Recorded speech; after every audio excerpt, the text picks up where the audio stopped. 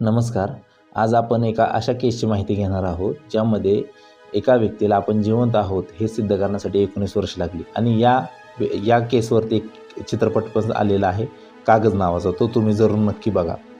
ही केस आहे लाल बिहारी यांची. ते उत्तर प्रदेशातील आझमगड येथील रहिवासी होते आणि त्यांचा हातमागाचा व्यवसाय होता. या हातमागाच्या व्यवसायासाठी त्यांना काही कर्ज आवश्यक होतं, म्हणून ते तहसील कार्यालयात कागदपत्र आणायला गेले असता त्यांना कळलं की ते मृतक म्हणून घोषित आहेत.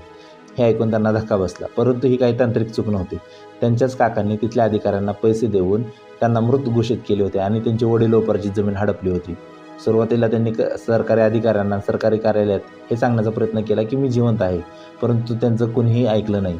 शेवटी सरकारचं आणि जनतेचं लक्ष वेधून घेण्यासाठी त्यांनी अनेक योजना केल्या, उपाययोजना केल्या, अनेक युक्त्या लढवल्या, ज्यामध्ये त्यांनी स्वतःचं नाव बदललं आणि स्वतःचं नाव बदलून केलं स्वर्गवासी लाल बिहारी मृतक, ज्यामध्ये आणि ते तशाच प्रकारची सहीसुद्धा करू लागले.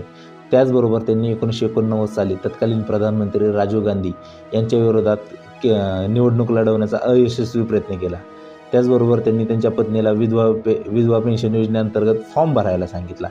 ज्या काकांनी त्यांचं जमीन हडपली आहे त्या काकांच्या मुलाचा अपहरणाचा प्रयत्न केला, जेणेकरून पोलीस त्यांच्यावरती FIR दाखल करतील आणि ते जिवंत आहेत हे घोषित करतील. त्याचबरोबर त्यांनी उत्तर प्रदेश विधानसभेत 1989 साली मैं जिंदा हूँ अशा नावाच्या घोषणा दिल्या.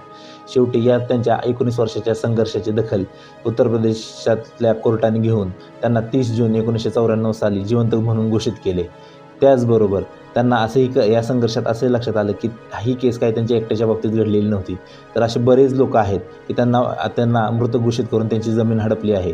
म्हणून त्यांनी त्यांच्यासाठी लिव्हिंग डेड असोसिएशन नावाची एक संघटना चालू केली, ज्यामधून त्यांनी त्यांना ज्या प्रकारच्या समस्यांना सामोरं जावं लागलं आहे अशा प्रकारच्या लोकांना मदत करायला चालू केली.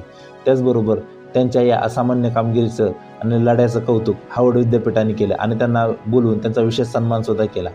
त्यांच्या या लढ्याबद्दल आपलं मत काय कमेंटमध्ये जरूर लिहा. धन्यवाद.